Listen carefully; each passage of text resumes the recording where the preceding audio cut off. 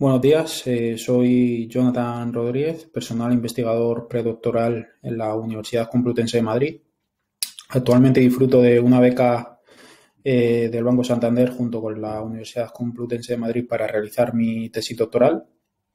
La estoy realizando en la Facultad de Ciencias de la Información en el Departamento de Periodismo y Nuevos Medios, ¿no?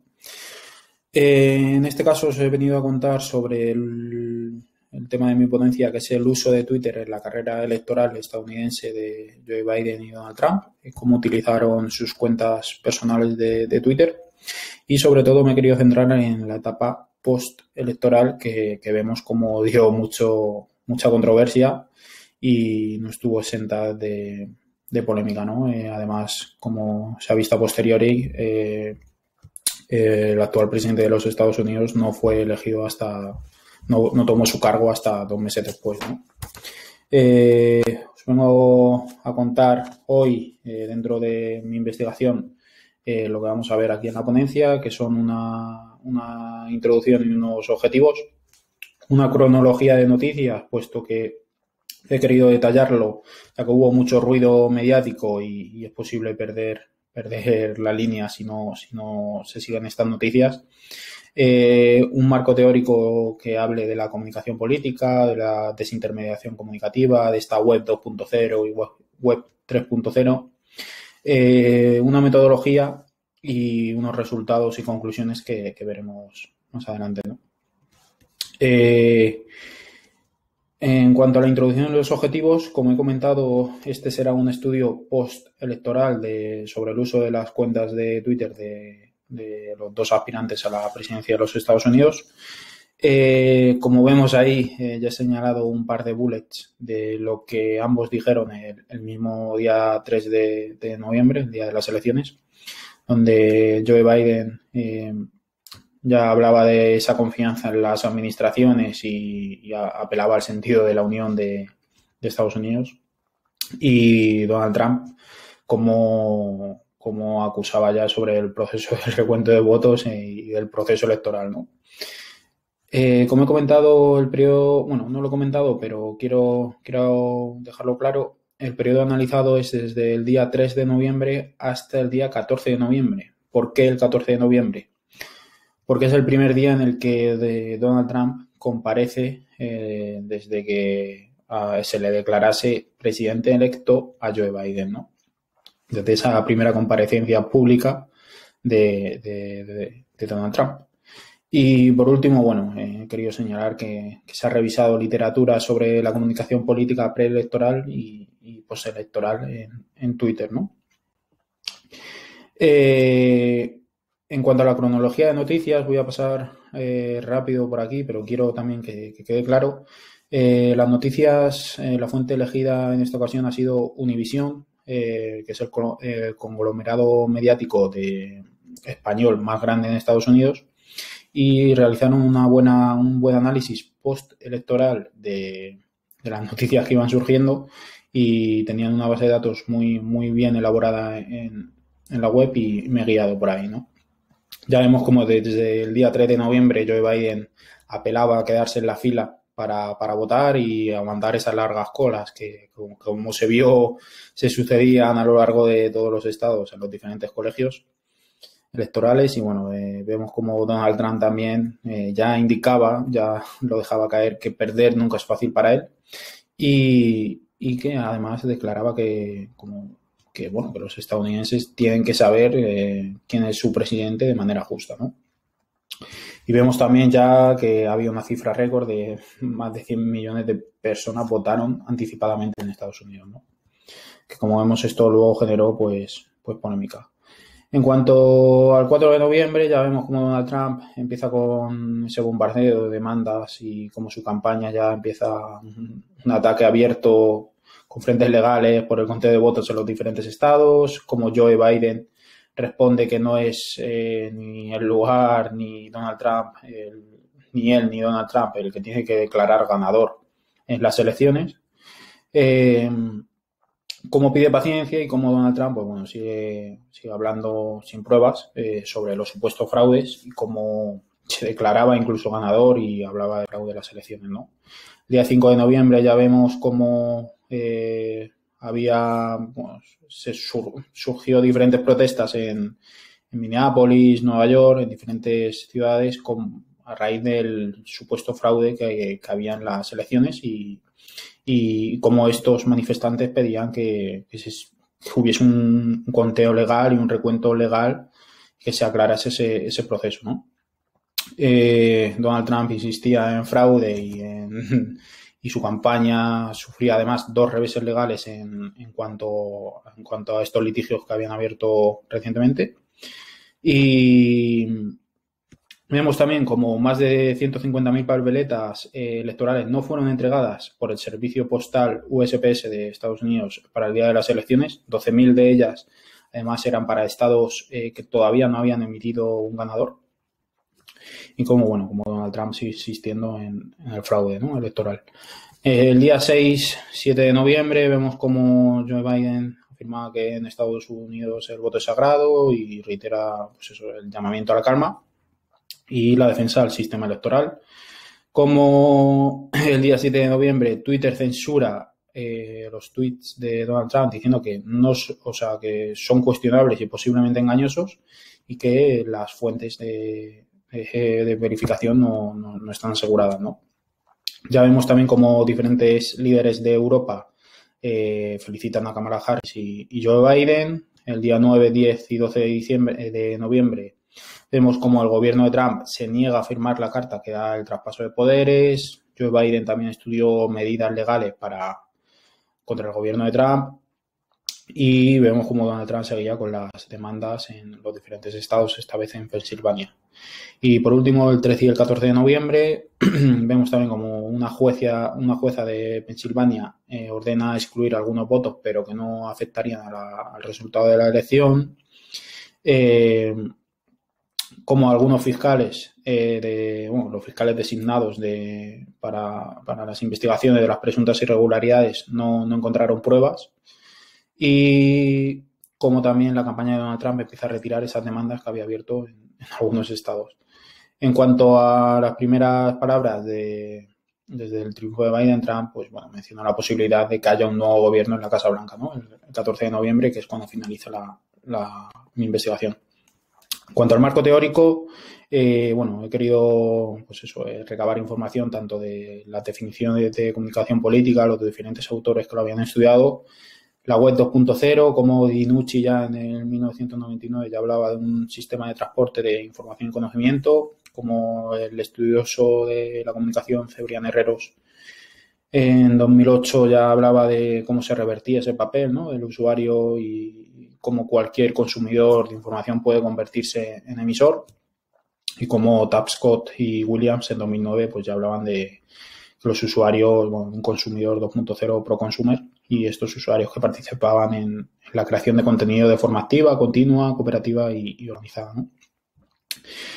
También he querido revisar los conceptos de desintermediación comunicativa. Me parece un concepto interesante a estudiar, y cómo esta irrupción de las redes sociales se presentan como ¿no?, como la mayor expresión de las comunidades virtuales.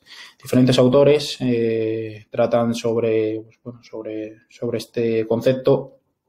Mira, en 2010 tenemos a Valle de Frutos, que habla de que las redes sociales forman un sistema de comunicación integrador y abarcan la circulación de información, ¿no?, tanto igualitaria como desigualitaria, y se está quedando atrás ese proceso de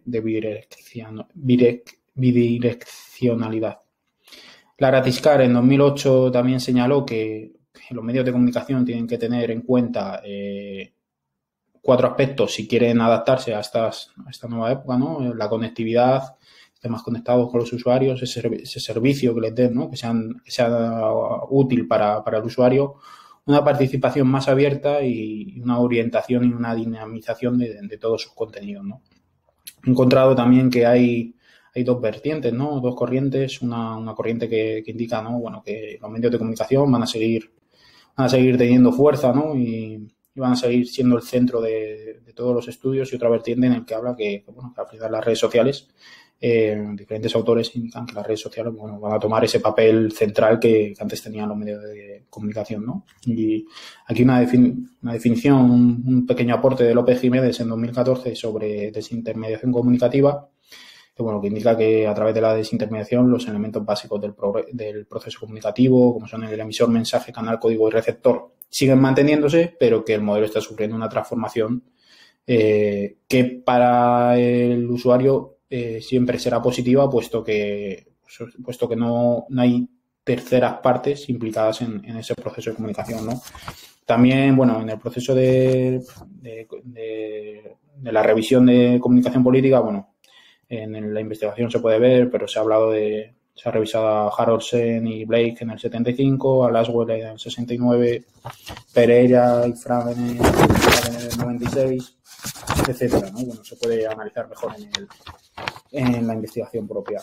En cuanto a la metodología seguida, bueno, he realizado un análisis de contenido, ¿no? Puesto que al final revisar ambas cuentas de Twitter en 9 días han tenido una actividad intensa. Me he valido de la herramienta Social Elephants, que me ha servido para recopilar toda esta información y estas estadísticas en función de las 11 variables que me han servido para el análisis, ¿no? Como pueden ser menciones, retweets, vídeos o enlaces, narrativas del discurso, etcétera, ¿no? La herramienta utilizada para desgranar esta información ha sido Microsoft Excel, ¿no? Ya conocida internacionalmente, así que esta herramienta ha sido la que me ha servido para completar el análisis. Los resultados obtenidos, bueno, vemos que del 3 al 14 de noviembre hay un total de 260 tweets entre ambas cuentas.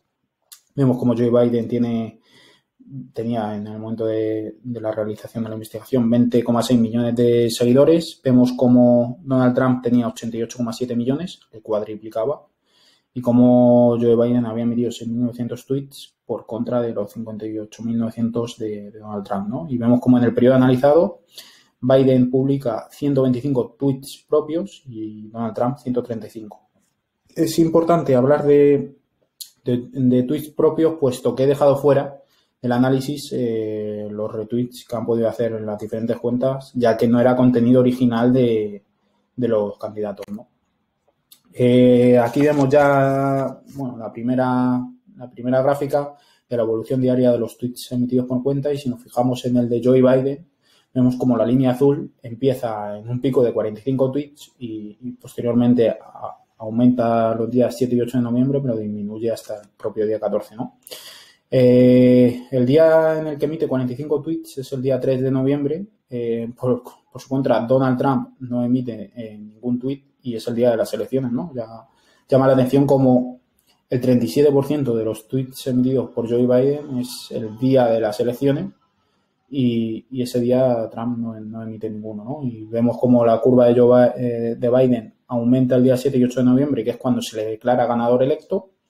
Y vemos como Donald Trump, pues bueno, a partir del día 3 de noviembre, como su curva aumenta y disminuye. Me llama la atención el día, como he señalado más abajo, el día 11 de noviembre, que es el Día de los Veteranos en Estados Unidos.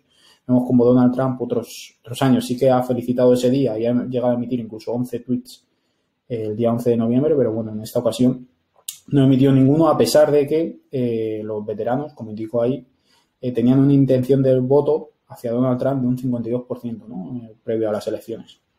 Posteriormente, bueno, ya vemos cómo Donald Trump aumenta también su actividad los días posteriores.